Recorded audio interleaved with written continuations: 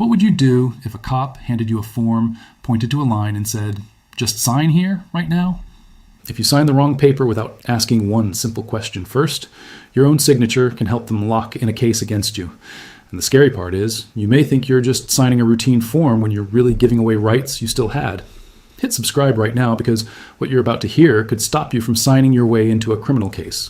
Smash like too, because when you're nervous on the side of the road, you need simple words you can remember fast. You need to understand what's really happening in that moment.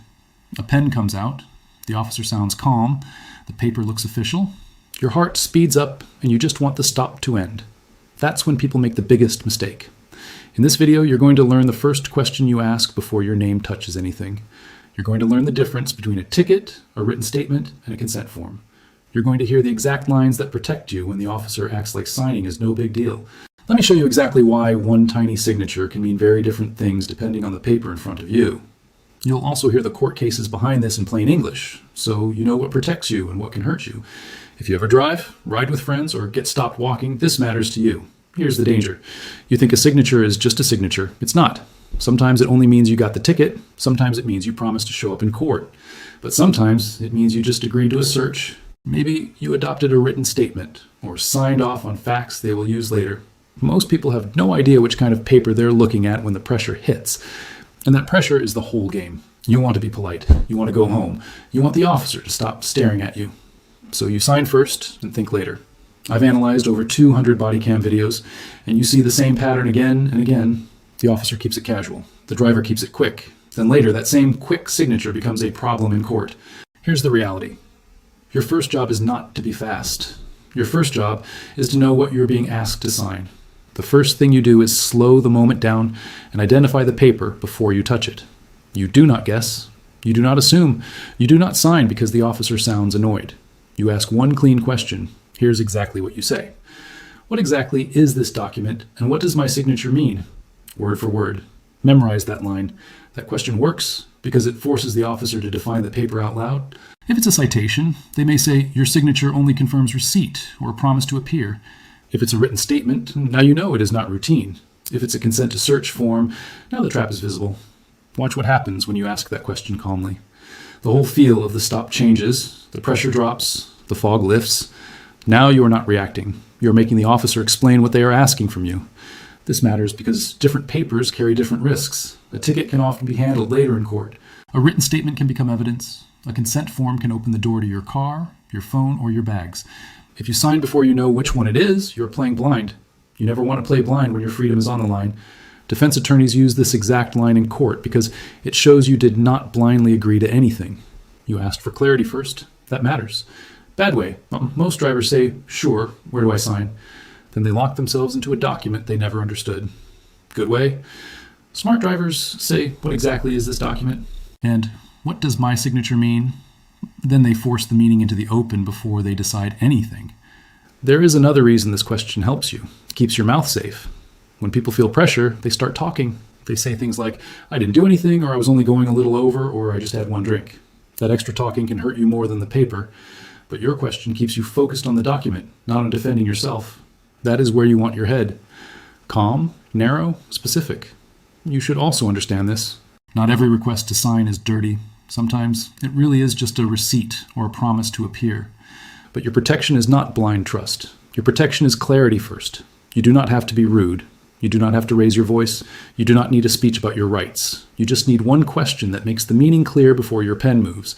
Think you could stay that calm with lights flashing behind you?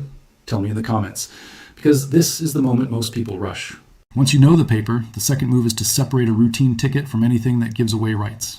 Here's exactly what you say. Am I only signing to confirm receipt or promise to appear, or am I giving up any rights? Those exact words. Keep them simple, keep them calm. Here's the trick they don't want you knowing. A lot of people here just sign here and assume every form works like a traffic ticket. It doesn't. A normal citation in many places is often not a confession. It is often just proof you received it. But other forms can do much more damage.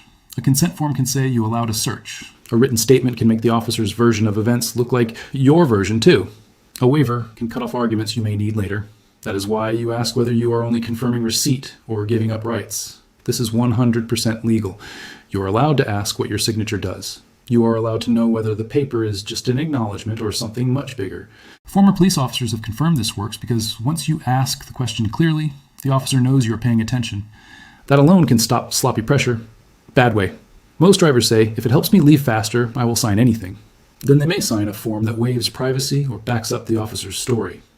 Good way. Smart drivers say, am I only signing to confirm receipt or promise to appear? Or am I giving up any rights? Then they make the officer say the quiet part out loud. You need to hear this part very clearly.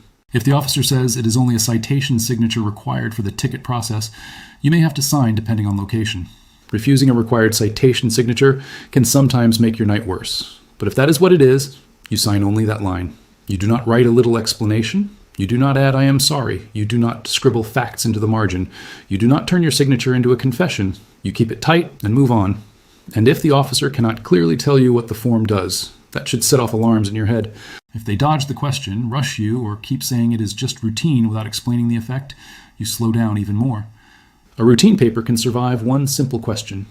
A bad paper often hides behind speed and pressure. Here's the reality. The more the officer wants you moving fast, the more you should care about what you're signing. This comes straight from Supreme Court rulings about consent and waivers. Courts care whether you agreed voluntarily. They care whether you clearly gave something up. That means the meaning of your signature matters. A lot. So never act like a signature is just paperwork. It may be the cleanest evidence they get from you all night. The third move is what you do when the paper turns into a statement, an apology, or an explanation. If the officer wants you to sign anything that describes what happened, agrees with facts, or gives consent, you stop right there. You do not edit it. You do not fix one line. You do not think a small correction makes it safe. You do not sign it. You look at the officer and say this, I am not making any statements, and I want to remain silent. Word for word. Memorize that line too. Legal experts agree this is your strongest protection. Why is this so powerful? Because once you sign a statement, they can point to your own name under their facts. Maybe you were flustered. Maybe you misunderstood the wording. Maybe the officer summarized your words in a way that helps the case. It won't matter much later if your signature is under it. Your signature gives that paper weight. And once the paper looks like your adopted statement, undoing that damage becomes much harder. Bad way.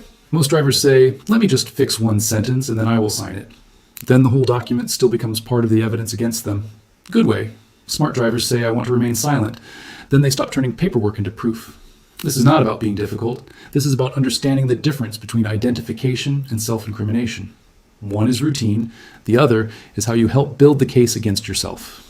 If you are in a stressful stop, your brain is not at its best. You are not in a quiet room with time to think. You are not sitting with your lawyer. You are beside a road, under pressure, trying to get home. That is the worst possible time for you to sign a narrative. And there is something else you need to know. Silence works best when it is clear. Just staring at the paper is not enough. Shrugging is not enough. Mumbling is not enough. You use a direct sentence. You say you want to remain silent. Then you actually stay silent. No side comments. No, but let me explain one thing. No extra details. That last part is where people blow it. You may be wondering if this makes you look guilty. It can feel that way in the moment. But guilt is not decided by how chatty you are on the roadside. Guilt is decided by evidence, law, and procedure. Your job is not to look innocent by talking. Your job is to avoid harming yourself by signing or saying too much. Burghouse v. Tompkins teaches a simple lesson. If you want the protection of silence, say it clearly. Then stop talking. If you have made it this far, you are serious about protection.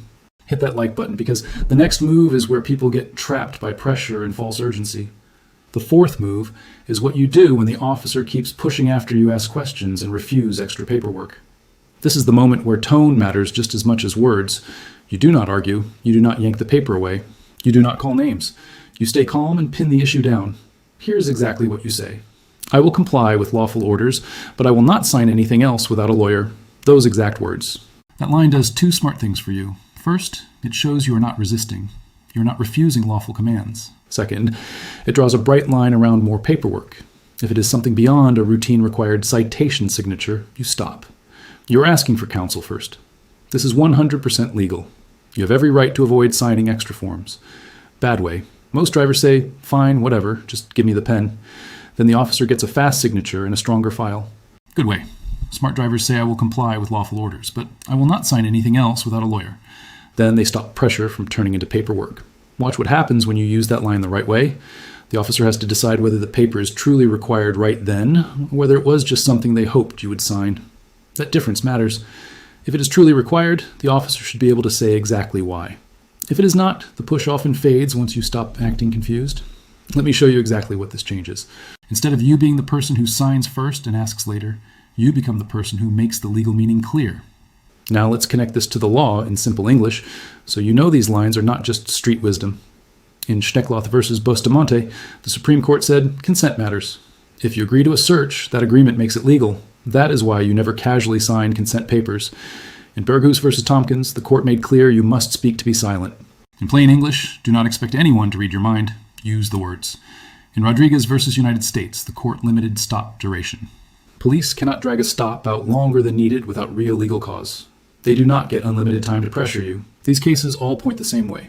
Your words matter, your consent matters, your time matters, and your signature matters too. Now picture your own stop, so this gets real for you. It is dark. You get pulled over for rolling through a stop sign. You hand over your license and insurance. The officer comes back with a clipboard and says, just sign here. The wrong way starts fast. You don't ask what the paper is. You just want to go home. You sign.